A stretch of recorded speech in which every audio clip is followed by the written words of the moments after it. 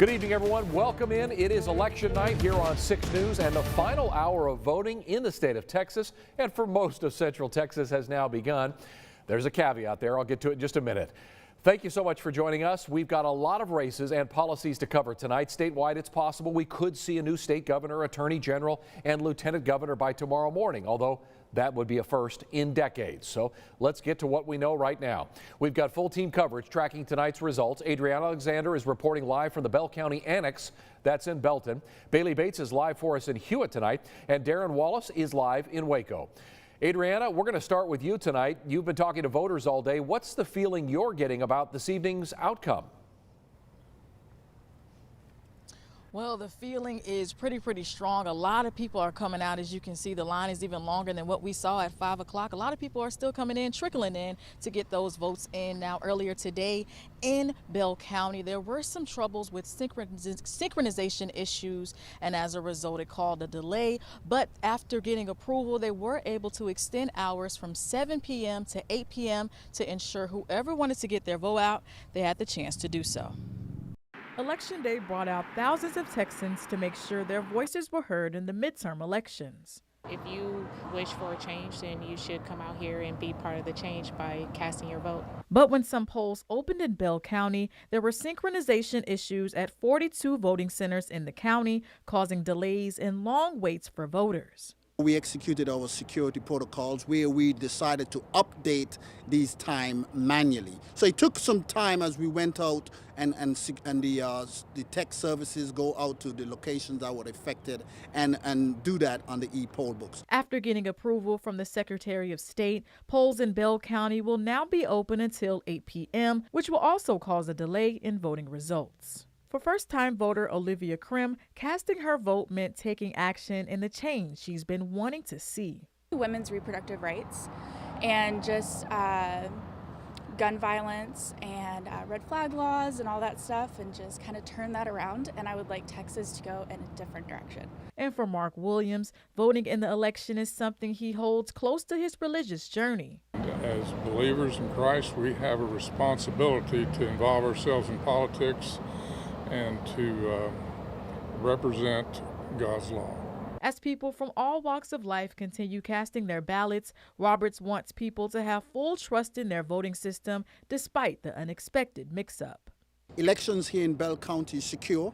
We found a time hack and we solved proactively that time hack, and we solved it before any voter were allowed to come into the site. Now, once again, in Bell County, voting does end at 8 p.m., so you still have less than 2 hours to get your vote out and make your voice heard. In Belton, Adriana Alexander, 6 News. Okay, Adriana, great story. Thanks for clearing us up on everything today and getting out there and talking to those voters. Meanwhile, up north in McLennan County, it's Republican Josh Tetens versus Democrat Aubrey Robertson for district attorney. The two are running with very similar promises to increase efficiency in the DA's office. 6 News anchor Bailey Bates is live for us in Hewitt tonight covering the Tetens camp, and Darren Wallace is in Waco covering the Robertson camp. Bailey, we're going to start with you. Give us those details. What are you seeing out there as we have about an hour to go till the polls close? Hey Chris, Josh Tetens has been bouncing around different locations in McLennan County. He was just here at the Hewitt City Hall Public Library, but he's going around talking to voters, trying to get those votes in at the 11th hour. I want to show you the line here real quick. This is the length of the line pretty much all afternoon since we got here at 4 p.m. And this is expected as more people get off work and also as time closes in on the polls closing. So it is moving at a steady pace, but something to think about if you are planning to get out to the polls. But Tetens was here to talk to voters about the position and why he says he's the best person for the job. He's a criminal law attorney with 16 years of experience in Central Texas and other parts of the state. He has had multiple law enforcement associations endorse him. If elected, the Republican candidate says he will first address the caseload the county has on its plate. We've got to prioritize the cases that are in the backlog right now. There's thousands. There's people that have been sitting in jail for years now waiting for their day in court. So we need to work together with law enforcement, the courts, that's our judges, that's the defense bar, that's our victims. We need to make sure that we're ready to start day one.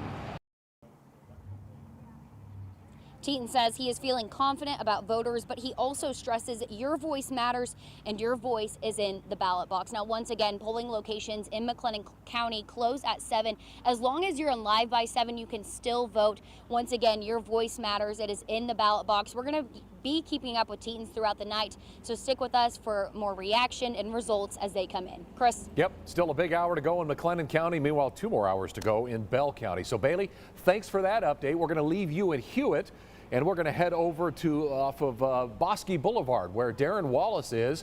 What's the mood around the Robertson camp tonight ahead of the final count, Darren? What can you tell us from that location?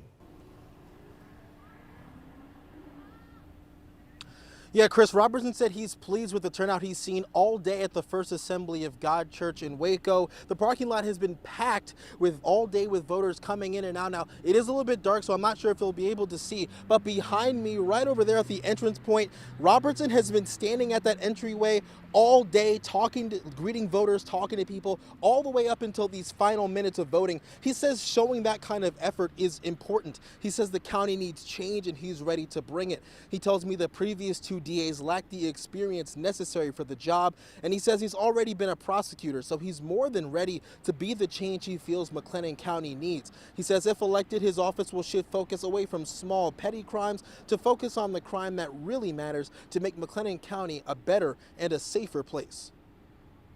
We're not going to focus on small marijuana cases. We're not going to go doctor hunting and hunt down doctors that are giving medical care to women who are seeking it. My office is about getting rid of violent crime, getting the violent crime down in this community.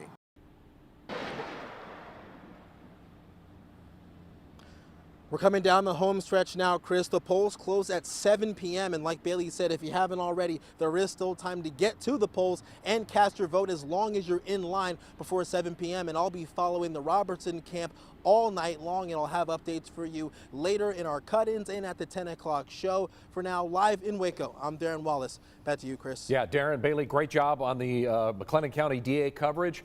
Both of you get back here safely tonight, and we want to hear more for our 10 o'clock news. So we'll be checking in with you guys often tonight.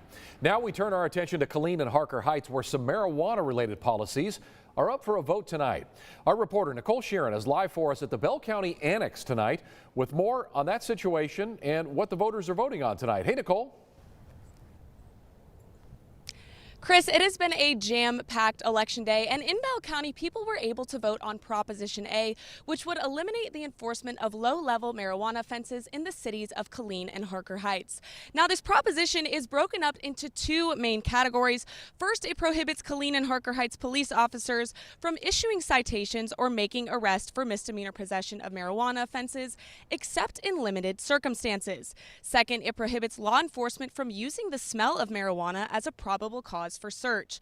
For Class A misdemeanors, the person in possession of 2 to 4 ounces could suffer a year in prison. For Class B, up to 2 ounces of marijuana, and you could be fined no more than $2,000 and serve 180 days in jail. This ordinance was started by the voter engagement group Ground Game Texas. After gathering 1,800 signatures, they were able to succeed in getting Prop A on the ballot today. Executive Director Julie Oliver explains the end goal of this organization. We certainly don't condone the use of marijuana usage for young people. Studies show that it's not good for the brain before the brain is fully developed. But we also don't think that an arrest for something like misdemeanor, nonviolent marijuana possession is something that people should be going to jail for. This is just saying, law enforcement, you've got better things to spend your time on than writing tickets and arresting folks for misdemeanor marijuana possession. If Prop A passes, this would allow the possession of up to 4 ounces of marijuana with no criminal charges except in limited circumstances. Now, according to various weed measurement guides, that is around 96 grams of marijuana. And voting here closes at 8 p.m., and I will keep you posted with results as they are announced. But for now, in Bell County, I'm Nicole Sheeran, 6 News. And just to give people an idea, that would be about 200 marijuana cigarettes. So that, is a fair amount. Nicole, you really updated us well tonight with that story. Thank you so much. We'll be checking in with you often tonight as well for results.